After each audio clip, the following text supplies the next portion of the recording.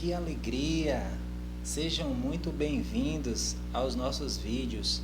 É um prazer imenso estar falando da palavra de Deus para vocês e trazendo dicas, curiosidades a respeito do Evangelho de Jesus Cristo e estar falando a respeito da restauração do Evangelho e da sua igreja que Ele nos deixou.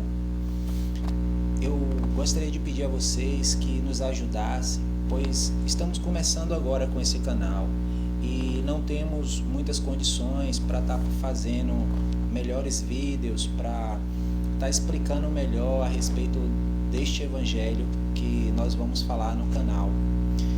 E se vocês puderem se inscrever e curtir, o que vocês puderem fazer para nos ajudar, nós ficamos muito gratos. Desde já eu agradeço e muito obrigado por estar assistindo o meu vídeo. Valeu? Obrigado. Ou dizeis que a árvore é boa e seu fruto é bom, ou dizeis que a árvore é má e seu fruto é mau. Porque pelo fruto se conhece a árvore. Mateus 12:33. Amados, quero lhe fazer uma pergunta. Por acaso existe outra casa igual à sua no mundo? Se comparássemos a sua casa com todas as outras casas do mundo, por acaso acharia outra com as mesmas características que a sua casa tem?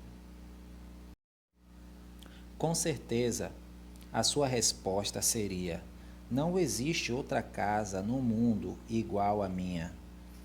Pois, do mesmo modo, Cristo estabeleceu a sua casa na terra e estabeleceu primeiro uma planta, que é como sua casa foi estabelecida através de um alicerce.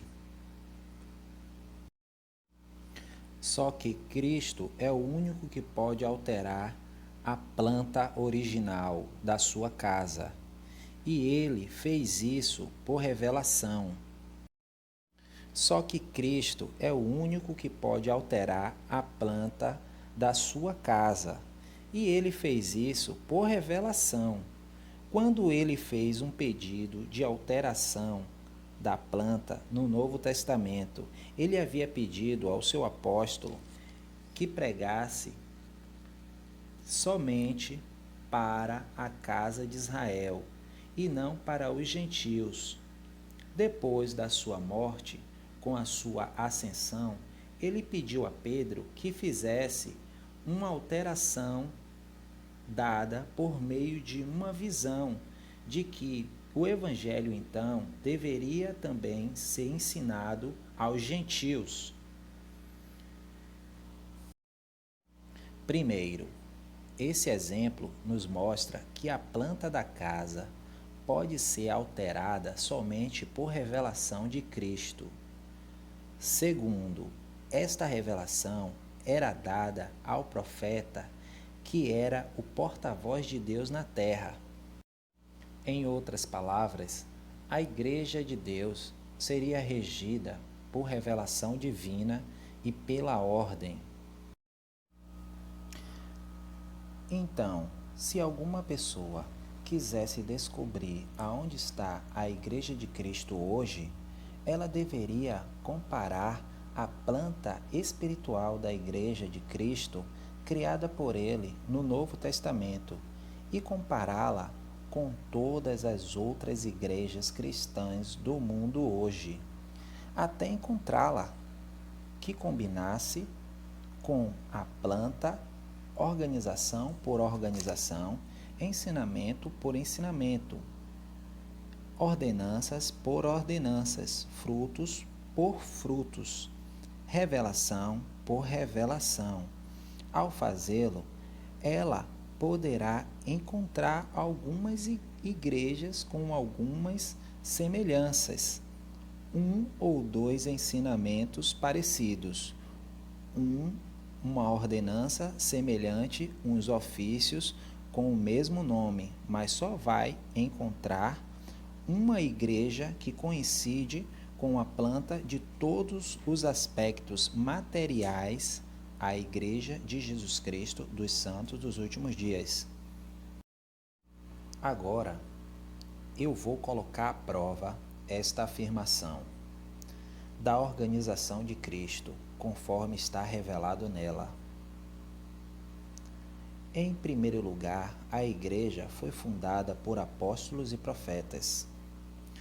Quando um apóstolo, como por exemplo Judas, morria e a base era quebrada, outros 11 apóstolos se reuniam e escolhiam um sucessor para que os alicerces ficassem inteiros de novo, ou para que os alicerces fossem restaurados.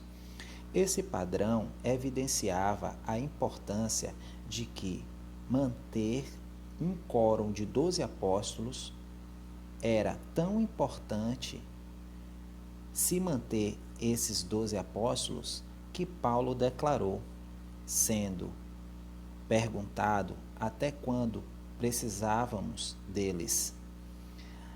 E Paulo respondeu: até quando chegarmos à unidade da fé. E depois explicou o motivo. Desse modo, não seríamos levados por todo o vento de doutrina, e assim os apóstolos eram fundamentais para manter a doutrina pura. Suponhamos que eu conte uma história para alguém e depois essa pessoa contasse para outra pessoa. Um vizinho, por exemplo, e assim por diante. Um vizinho contaria para o outro vizinho, passando sempre adiante a história para outro vizinho, até chegar na última casa da sua rua. O que aconteceria com essa história? Ela mudaria, sempre muda. Isso faz parte da natureza humana. Foi o que aconteceu com a doutrina ensinada pelos apóstolos. Ao saírem para pregar nas diversas cidades e aldeias, à medida que a doutrina foi sendo transmitida de uma pessoa a outra, ela começou a mudar. Quando os apóstolos estavam vivos, eles puderam corrigir a doutrina por meio de epístolas e sermões pessoais. Mas quando os apóstolos se foram, deixou de existir qualquer sistema que evitasse domínio injusto. Não havia mais ninguém para fazer correções, e a doutrina foi distorcida e pervertida.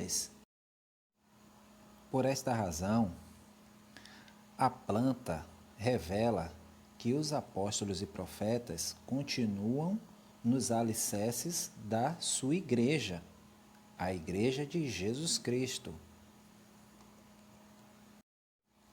Você tem algum conhecimento de algum pedido de alteração do Novo Testamento? Alguma revelação que tenha modificado a planta, afirmando que os apóstolos não têm mais necessidade de existir? Eu não. Então, se for esse o caso, a verdadeira Igreja de Jesus Cristo, hoje em dia, deve haver apóstolos e profetas, que é o seu alicerce, para auxiliar o Salvador e seus apóstolos a levar o Evangelho ao mundo. O Senhor escolheu também 70 homens para levar o Evangelho também. Em Lucas capítulo 10, nós lemos a respeito dos 70. E depois disso, designou o Senhor ainda outros 70 e mandou-os adiante da sua face, de dois em dois, a todas as cidades e lugares aonde ele havia de ir. Agora, amados, amigos, irmãos, você conhece alguma igreja hoje em dia que se assemelha a esta planta que tenha o ofício de 70? A planta do Novo Testamento revela outros líderes que fazem parte da organização da Igreja de Cristo: bispos, anciões, diáconos, evangelistas e pastores. Significa que o bispo é presidente da estaca que preside o rebanho, ou seja, o bispo é como se fosse um pastor.